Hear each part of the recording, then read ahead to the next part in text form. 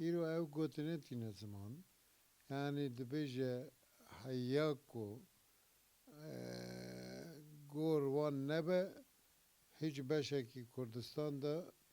سرکفتنه نبه لیم دزانن کو باشوری کردستان ناوند بزا و رزگاریا کرده یعنی جی بزا و آزادی کردستان لباشوری کردستان دست پیکری و همو کاتا جی ناوند بزا و آزادیه بوی آزادی کردستان بوی رزگاری کردستان بینگاه یکمین لباشوری کردستان هاتن آوتن جبوی وی یعنی خونه کو خلق دایی جبوی رزگاری جبوی آزادی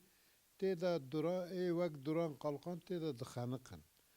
نه دوران قلقان نه کسی کدن حدی خانینه کو دست کفتین نتوی بدا آلیا کی بیجه او مافی کردانینه ای کردستان باشور بوی کو ناوند بزاوا رزگاریه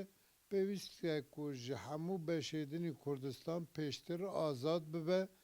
و هم بیجن باشور آزاد بو و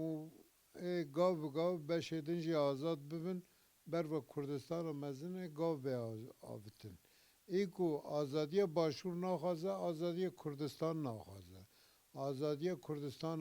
گبره ناخوازه کردستان مزن ناخوازه براستی جی هم بیجن دوران قالقان چی کسر نه دیاره ما بخواه هنک لی پرسنجی لسر کر من لدر دور مالباتا وی خواستم بناسن لی براستی مالباتا و وان لکویه بچاوی جیان دکن چی کسن ما نگیش نه انجامه کی yani mirovekî li gel Kurd e ya ne li gel Kurd e boî çi nav bi zava netewî Kurd e nexuya ye ew rastî jî pêwîst em bizanibin îşte çalakî li Hewlêrê hatî kirin jî yek ji wan çalakiyan e rast e çalakiyek kirin li dijî em bêjin unsurên Türkiye yani çalakiyekî xebatkarekî konsolosî Türkiye hate kuştin li gel du Kurda û wek em dizanin ku çalakiyekî katî xwe nebû çalakiyekî bi berpirsyarî nebû pêwîst e ku ew rastî bidîtana piştî rexnedanê berfere rexnedana xwe bidana rexnê berfere rexnedana xwe bidana ne ku pesnê xwe bikirina bigotana çalakiyek e ev çalakî wek em bêjin nerazîbûnek li dijî operasyona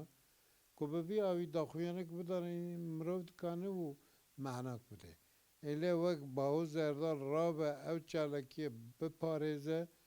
wê çalakwanê di vê çalakî de cê girtî pesnê wan bide wan pîroz bike ez dibêjim ku felsefekî xelet e nêrînekî xelet e û heya ne çalakî bixwe ne jî em bêjin çalakiyên bi vê rengî bercivendî Kurd xurt ne li bercivendî Kurdin destkeftên netewî xurt nakin lewaz dikin